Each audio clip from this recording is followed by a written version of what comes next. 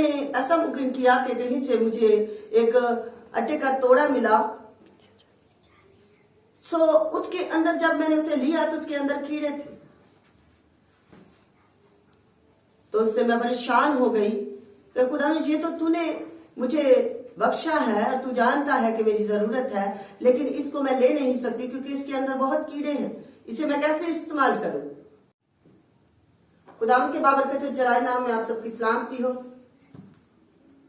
आज हम फिर आपके दरमियान एक ऐसा मैसेज लेकर आई हूं जिसके वसीला से हमारी बहनों की पूरी टीम ने बहुत बरकत पाई और इस मैसेज के वसीला से, इस कलाम के वसीला से उन्होंने मौजज़ों को लिया है। सो आज वही कलाम मैं आपके दरमियान लेकर आई हूं ताकि आप भी इसके वसीला से बरकत पाए। आइए हम कलाम मुकद्दस की तरफ बढ़ते हैं। आज जो कलाम मुकद्दस का वो हिस्सा जो आपके दरमियान में लेकर आई हूं वो यशाया उसका 55 बाब और उसकी 3 आयत है। इससे पहले कि हम कलाम मुकद्दस की इन आयत को तिलावत करें, हम मुकाशवा में देखते हैं। मुकाशवा 2 बाब उसकी 7 आयत में लिखा है, जिनके कान हो वह सुन ले के रूह कलीसियों से क्या फरमाता है। यहां पर हम देखते हैं कि जिनके कान हैं वो सुनते हैं। वैसे तो हमारे कान सबके पास हैं, लेकिन यहां पर ये आयत जो है ये बयान करती है कि जिनके कान हो वो सुन ले कि रूह कलीसियों से क्या फरमाता है। ये किस कान की बात करते हैं? ये रूहानी कान। जब हम कलाम को पढ़ते हैं या खादमीन के जरिया से उसको आवाज को सुनते हैं तो हमें सुनने के लिए जो कान चाहिए वो रूहानी हो, ताकि हम रूहानी कानों से सुनकर उस पर अमल कर सके और उसके मुआफिक अपनी जिंदगी बसर कर सके। आज ऐसे ही कान को हमारी टीम की बहनों ने मांगा कि खुदावंद हमें वो रूहानी कान दे ताकि हम तेरी आवाज को सुन सके। और तेरी आवाज जब तू बोले तो हमारे कानों तक पहुंचे, और जब हम उस पर ध्यान लगाएंगे, उस आवाज को सुनेंगी, तो उसके वसीला से हमारी जिंदगी के अंदर तेरा कलाम जो है वो पूरा होगा। और ऐसा ही हुआ और हमारी बहनों की टीम ने इस कलाम के वसीला से बरकत पाई है। अभी हम जो यशाया में देखते हैं 55 बाब उसकी 3 आयत में, यहां पर भी कान के ही बारे में बताया गया है। कान लगाओ और मेरे पास आओ, सुनो और तुम्हारी जान जिंदा रहेगी, और मैं तुमको अब्दी अहद यानी दाऊद की सच्ची नेमतें बख्शूंगा। खुदा के पाक कलाम के पढ़े और सुने जाने पर उसकी खास बरकत हो। यहां पर भी हमने देखा है कि हमें कान लगाना जरूरी है। जब हम कान लगाएंगे, उसके पास आएंगे, उसकी आवाज को सुनेंगे, तभी हम उसकी आवाज को अपने अंदर उतार सकेंगे। जब कलाम हमारे अंदर उतरता है तो वह हमें अंदर से तब्दील करता है। जब हमें अपने अंदर तब्दीली चाहिए, अपने रूहानी तौर पर तब्दील होने की जरूरत है, तो फिर हमें क्या करना है? हमें कान लगाना है, उसके पास आने की जरूरत है। और दूसरी आयत में यूं लिखा है, सुन और तुम्हारी जान जिंदा रहेगी। हमारा कान लगाना, हमारा सुनना और हमारा जिंदा रहना इन बातों पर है कि हम खुदावंद की आवाज को सुनते रहें। मेरी प्यारी बहनों, भाइयों, जब आप कलाम को सुने तो दिल से उसे कबूल करें और दिल की गहराइयों से उसे अपने अंदर उतार ले, ताकि आपकी जान जो है वो जिंदा रहे, आप रूहानी जिंदगी को रिसीव कर सके। हम जाहिरी तो बहुत खूबसूरत और अच्छे नजर आते हैं, लेकिन अगर हमारे अंदर रूह जिंदा नहीं है, जिस तरह यहाँ पर लिखा है कि तेरी जान, तुम्हारी जान जिंदा रहेगी, तो वो जिंदगी जो रूहानी है वो हमारे अंदर नहीं है, बल्कि हम रूहानी तौर पर मुर्दा है। तो हमें जिंदा रहने के लिए कान लगाना और उसके पास आना जरूरी है। आगे की जो आयत में वो फरमाता है, अब्दी अहद यानी दोद की सच्ची नेमतें बख्शूंगा। ये तमाम नेमतों को हासिल करने के लिए ये तमाम वो अहद को तब पूरा होता है जब हम उसके पास आते और उसकी आवाज को सुनते। हमें उसकी आवाज की तरफ अपने ध्यान को लगाना है। कलाम मुकद्दस में लिखा है कि तू रजुला तो मैं भी तुम्हारी तरफ रजुलाऊंगा। जब ऐसे अमल हमारी जिंदगियों में होती है तो खुदावंद हमारी जिंदगियों में बढ़ता है, तभी हम घटते हैं और वो हमें नजर आता। इसी तरह हम आगे बढ़ते हैं कि जब हम कान लगाते और सुनते हैं और खुदा के हुजूर जब हम उसके जब वो कान लगाता है हमारी आवाज को, जब हम उसके पास लगा जाते और उसकी आवाज सुनते हैं तो वो भी हमारी आवाजों को सुनता है, और जब सुनता है तो वो कैसे हमें बरकत देता है। आए इस बात को जानते हैं। 5 बाब उसकी 4 आयत में देखते हैं, जब तू खुदा के लिए मन्नत माने तो उसके अदा करने में देर ना कर, क्योंकि वो अहम को से खुश नहीं, तो अपनी मन्नत को पूरा कर। और तेरा मन्नत ना मानना इससे बेहतर है कि तू मन्नत माने और अदा ना करे। तेरा मुंह तेरे जिस्म को गुनहगार ना बनाए, और फरिश्तों के हुजूर मत कहना कि भूल चूक थी। खुदा तेरी आवाज से क्यों बेजार हो और तेरे हाथ का काम बर्बाद करे। यहां पर हम देखते हैं कि जब हम खुदा की तरफ अपने कान लगाते हैं तो वो भी हमारी आवाज को सुनता है। यहां पर हमने जब देखा कि जब मन्नत मानी जाती है तो तब क्या होता है कि जब हम अपने बात को ठहरा लेते हैं तो खुदा भी उसके लिए तैयार हो जाता है कि जब हम उस पर अमल करेंगे तो उसके वसीला वो हमें बरकत देगा। यहां पर जैसे लिखा है कि फरिश्ते के सामने मत कहना कि भूल चूक थी। इसका मतलब है कि जब हम एक बात ठहरा देते हैं तो उस वक्त वो लिखी जाती है, और जब वो लिखी जाती है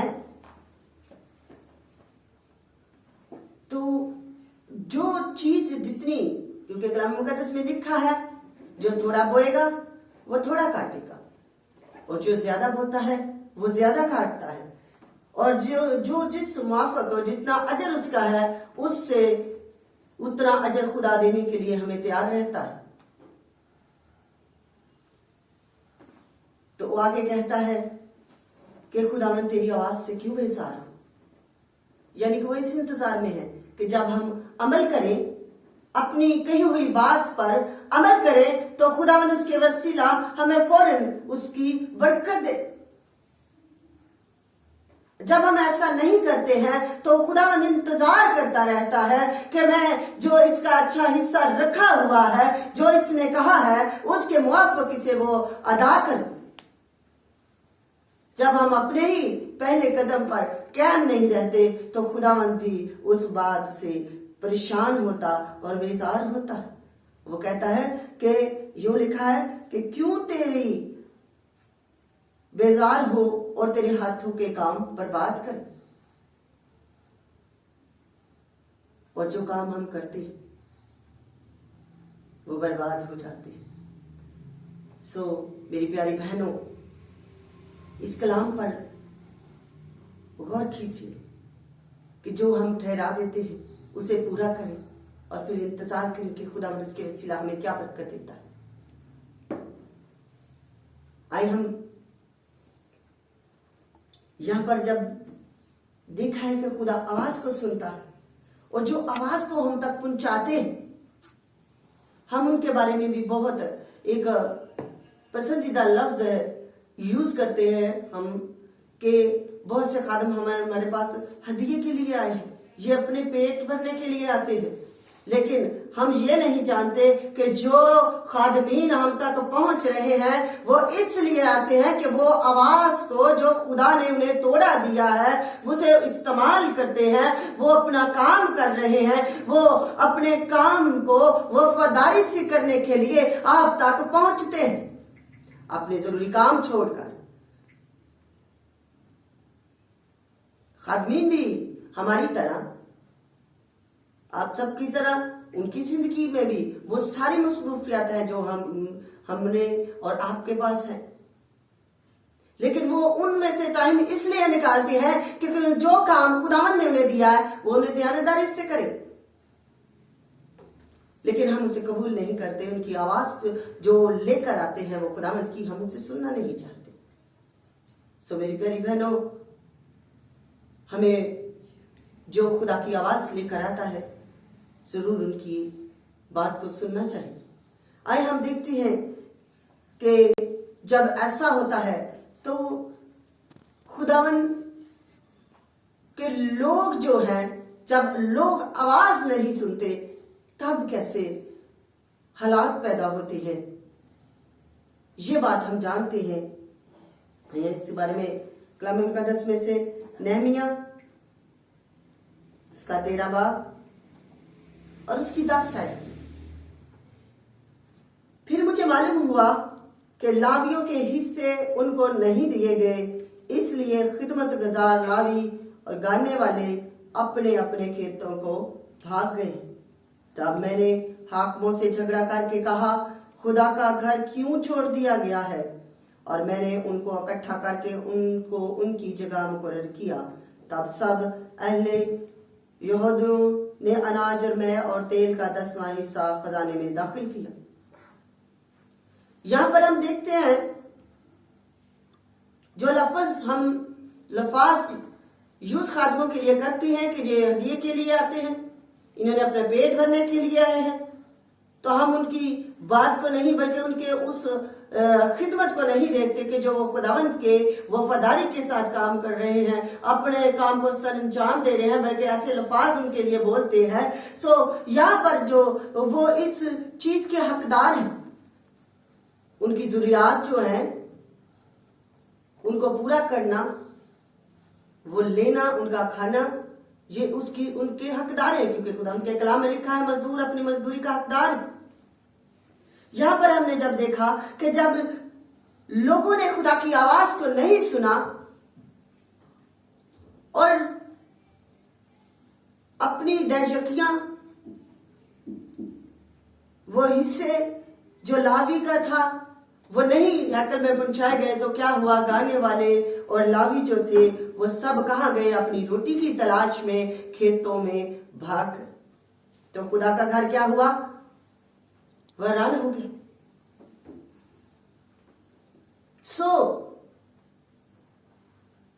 अगर हम जिस भी कलीसिया के आप खादम के साथ अटैच हैं, आप कलीसिया हैं, तो आप ये जान लीजिए कि आपका फर्ज है कि आपका जो आप दहशकी देते हैं, 10वां हिस्सा देते हैं, शुक्रगुजारियां देते हैं, खादम उसका हकदार है।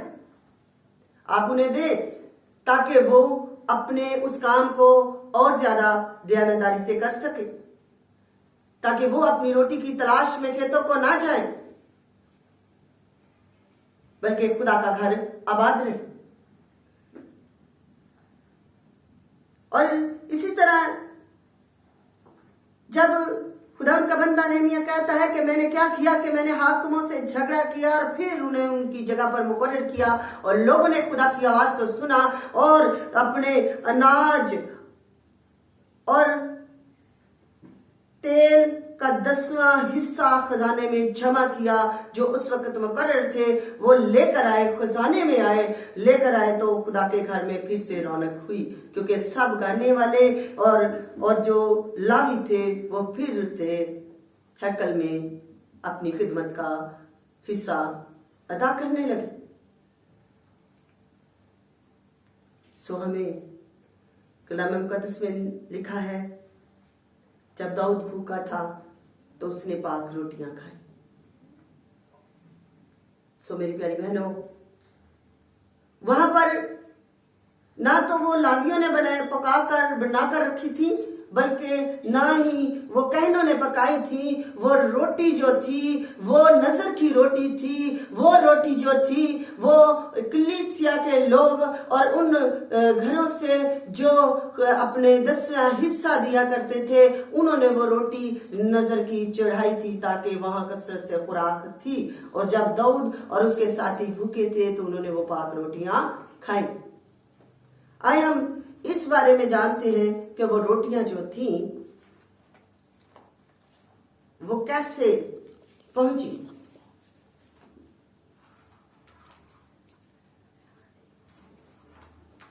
हिजकिय्याह उसका 44 बाब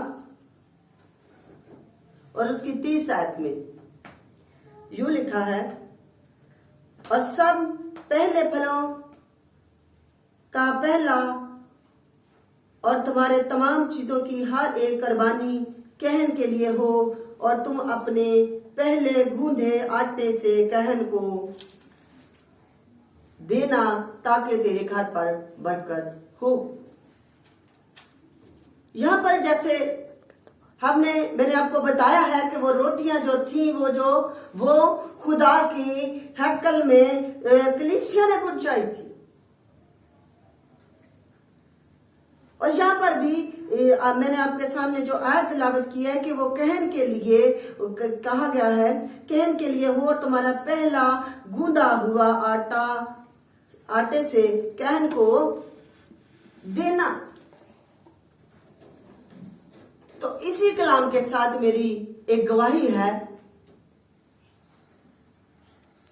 जब मैंने ये कलाम मुकद्दस यहां से पढ़ा, इस आयत को देखा कि हमें अपने गूंदे हुए आटे से कहन को देना है, पहला हिस्सा या पहली रोटी देनी है, तो मैंने देखा कि मैं कैसे कर सकती हूँ। अगर हम पहली रोटी बनाए और खादिम के पास लेकर जाएं, तो मैंने इसका हल ये निकाला कि मैंने एक मुट्ठी जो आटा था वो लेकर अलहदा कर दिया, ताकि वो खुदा के मेज पर रखा जाए, ताकि ये कलाम जो यहाँ पर है वो पूरा हो। जब भी मैं अपने घर का फिक्र करती और उनके लिए खाना तैयार करती, तो एक रोटी का जो खुश्क आटा होता था वो मैं एक मुट्ठी लेती और अलहदा खुदावंद के लिए रख देता। जब भी मैं अपने घर का फिक्र करती और उनके लिए खाना तैयार करती, तो एक रोटी का जो खुश्क आटा होता था वो मैं एक मुट्ठी लेती और अलहदा खुदावंद के लिए रख देती कि ये खुदावंद तेरा है। जो जहां पर लिखा है कि देना, कहन को देना, ताकि तेरे घर पर बरकत हो, ये बरकत के लिए है खुदावंद, और ये मैंने दे दिया है। मैं इस कलाम पर खड़ी थी और इस कलाम के मुआफिक मैं अमल करती रही, और मेरी टीम की बाकी बहनें भी इसी तरह अमल करने लगी। और इसी अमल के दरमियान मैंने गवाही को लिया। मैंने अपने देवर की जब शादी की तो माली तौर पर काफी हालात जो थे मेरे अच्छे ना थे। तभी खुदावंद ने ऐसा मुमकिन किया कि कहीं से मुझे एक आटे का तोड़ा मिला। सो उसके अंदर जब मैंने उसे लिया तो उसके अंदर कीड़े थे, तो उससे मैं परेशान हो गई कि खुदावंद ये तो तूने मुझे बख्शा है और तू जानता है कि मेरी जरूरत है, लेकिन इसको मैं ले नहीं सकती क्योंकि इसके अंदर बहुत कीड़े हैं, इसे मैं कैसे इस्तेमाल करूं। और मेरे बातन से आवाज आई कि तेरी मुट्ठी बांधी। और जैसे ही वो आवाज को मैंने सुना तो मैंने फौरन, आज मैं सोचती हूं तो वो मुझे ऐसे लगता है जैसे वो बेखुदी का अलम था, और मैंने वैसे ही फौरन उसमें से एक मुट्ठी ली और अलहदा कर दी।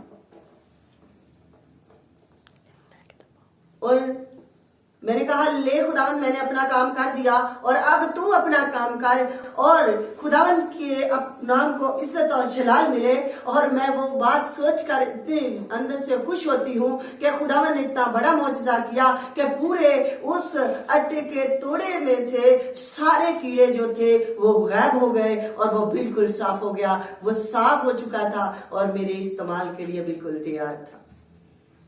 मैंने इस कलाम को पूरा किया मेरी प्यारी बहनों, जो यहाँ पर लिखा है। हम वो पहला जो गुदे हुए आटे से पहली रोटी जो थी वो मैं कहन के लिए निकाली, तो मेरे खुदावंद ने मेरे घर में ऐसी बरकत थी। इतना बड़ा मुझसे मैंने रिसीव किया कि पूरे उस तोड़े के अंदर से कीड़े गायब हो चुके थे। और इसकी गवाही मैंने तमाम बहनों को बताई कि ऐसी मैंने बरकत पाई। जब बरकत की बात आती है तो जब मेरी बहनें और मैंने ये अमल करना शुरू किया, एक मुट्ठी जो थी वो खुदावंद के मज़बा पर रखी, तो खुदावंद ने मुझे गेहूं दिए। 10 मन गेहूं उस एक मुट्ठी के वसीला से आए, और दूसरी दफा फिर उसने मुझे 8 मन गेहूं दिए। और मेरे घर के अंदर से कभी आटा जो था वो खत्म नहीं हुआ। जब मेरी मुट्ठी रुकी तभी ऐसी परेशानी का मुझे सामना करना पड़ा, लेकिन फिर भी खुदावंद ने मुझे संभाला और एक बड़ा अपना जिलाल दिखाया। और जब मैंने उस बर्तन को, आवाज को सुना, और जो आवाज मेरे अंदर थी वो ये थी कि तेरी मुट्ठी बंद है। जैसे मैंने अपनी मुट्ठी को खोला तो वो खुदावंद का जिलाल जाहिर हुआ और पूरा वो जो तोड़ा था उसके अंदर से वो सारे कीड़े गायब हो गए। और खुदावंद ने अपना बड़ा जिलाल दिखाया कि मैं हूं और मैं तुझे बरकत देता। और इस कलाम के वसीला से हमारी टीम की बहनों ने भी बहुत बरकत पाई है। मेरी प्यारी बहनों, जब हम कलाम पर खड़े हो जाते हैं, जब हम कलाम को अपने अंदर उतार लेते हैं, तो फिर हम मौजज़ा हासिल करते हैं। यिर्मयाह 9 बाब उसकी 20 आयत में लिखा है, आई और तुम खुदावंद का कलाम सुनो और तुम्हारे कान उसके मुंह की बात को कबूल करें। जब हम बहनें होते हुए घर के सारे इंतजाम को देखती हैं, घर के बजट को देखती हैं, देखकर चलती हैं, तो जब हम कलाम के माफक चलेंगी तो खुदावंद इसमें कसरत से बरकत देगा। और वो बरकत जो है वो इस कलाम के मुआफिक है। कहता है, तेरे घर पर बरकत हो, ताकि हमारे घर में बरकत होगी, हमारे घर के ऊपर बरकत होगी, हमारे मटके मुबारक हो जाएंगे, हमारी कुपियां मुबारक हो जाएंगी। और जब वो जिस हिस्से से मैं समझती हूँ, जिस कुर्बानी के उस पाक हिस्से से जिसका हमने अपने खानदान के इंतजाम करते हुए पहला हिस्सा जो था वो खुदा की मेज पर रख दिया, मसबा पर रखने के लिए निकाल लिया, तो वो खाना भी पाक हो जाता है। जब हमारा घराना, हमारे बच्चे उसे लेते हैं तो उससे बरकत पाते हैं, कुव्वत पाते हैं। वो उस खुराक को लेकर खुदावन में कुव्वत पाते हैं। सो मेरी प्यारी बहनों, ये कलाम आज आपके साथ शेयर करने का मतलब ये है कि आप भी इससे इसी तरह बरकत हासिल करें जिस तरह बरकत मैंने और मेरी सारी टीम ने इस कलाम के वसीला से हासिल की है। खुदावंद आपके साथ हो। खुदावंद का पाक कलाम के पढ़े और सुने जाने पर खुदावंद की खास बरकत हो।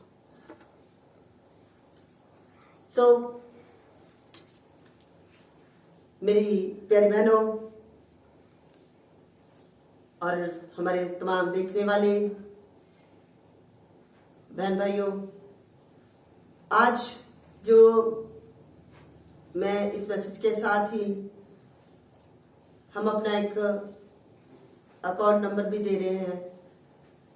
हम ये आवाज जो बहनों तक लेकर आए हैं, ये हमारी बहनों की जो टीम है, ये सारी अपनी जद्दोजहद से हम इसको अरेंज कर रहे हैं, इसको बढ़ाने के लिए, ताकि इसमें हम और बढ़े।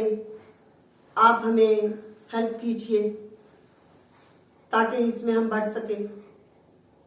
और ये कलाम जो है ये हम लोगों तक पहुंचा सके कि कलाम में किस तरह बहनें ठहर कर बरकत को हासिल कर सकती है। इसी कलाम की बदौलत जो गवाहियां बहनों ने हासिल की हैं, वो भी मैं आपके दरमियान लेकर आऊंगी। उन बहनों को भी वो अपनी गवाहियां खुद आपके साथ शेयर करेंगी आपके सामने। सो आप हमारे लिए दुआ भी करें, हमारी मदद भी करें और इस चैनल को लाइक भी करें और शेयर भी करें, ताकि हम आगे बढ़ सकें और खुदावंद के नाम को इज्जत और जलाल दे सके।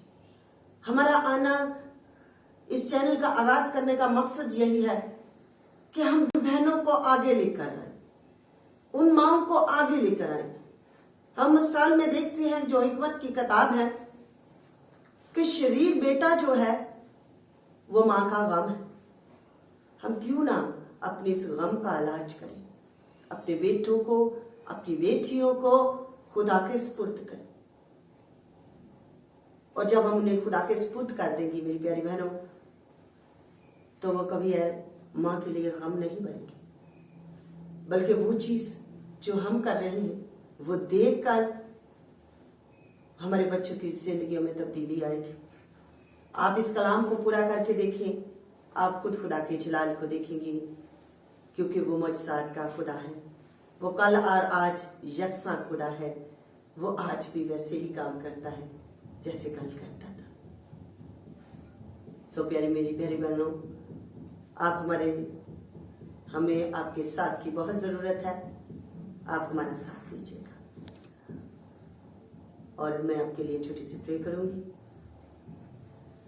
आइए हम सब खुदा के हुजूर झुकते हैं।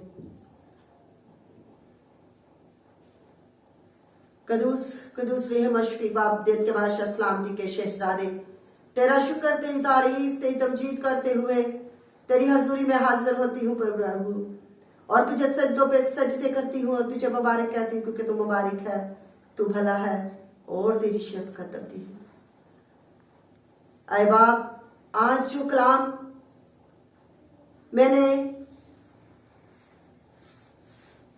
तेरे बेटे और बेटियों तक पहुंचा दिया है, इस कलाम के वसीला से खुदावंद इन सब की जिंदगी बाइश से बरकत हो। जिस तरह मैंने इस कलाम के वसीला से बरकत पाई, हमारी टीम ने बरकत पाई है, वैसे हमारे सुनने वाले सब बहन भाई बरकत पाए और उनकी जिंदगियों में तेरा जलाल जाहिर हो और बड़ी बड़ी गवाहियां आए।